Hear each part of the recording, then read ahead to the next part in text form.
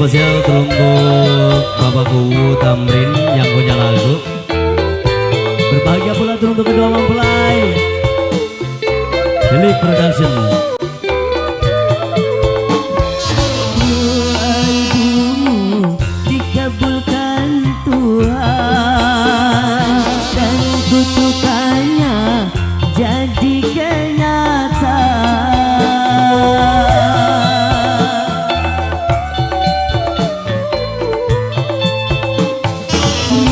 Ilahi karena ridhonya, murka ilahi karena murkanya.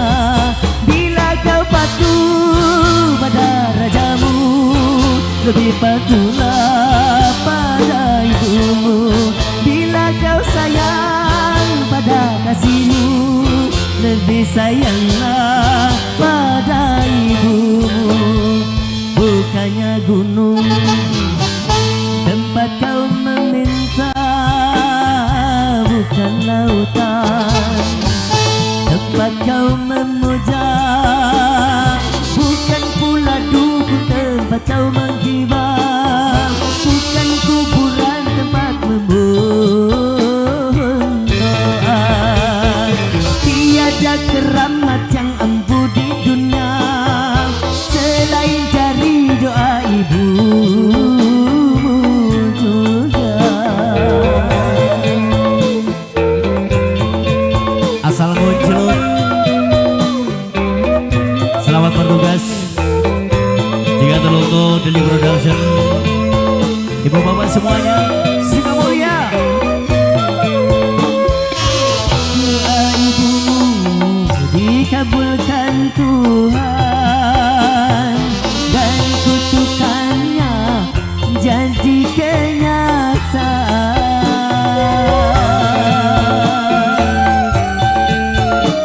Jalan Mamaku Tamrin. Ridho ilahi karena ridhonya, murka ilahi karena murkanya.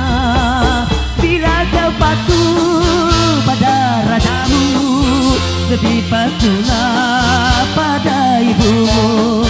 Bila kau sayang pada kasihmu, lebih sayanglah pada ibumu. Bukannya gunung tempat kau memuja, bukan lautan tempat kau meminta, bukan pula dukun tempat kau menghibah, bukan kuburan tempat memohon doa.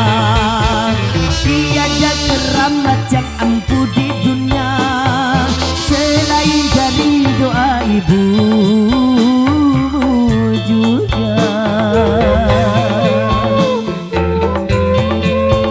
Bapakku Tamrin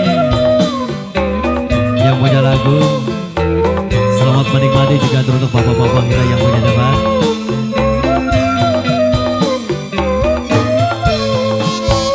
Doa ibumu dikabulkan Tuhan dan kutukannya jadi kenyataan.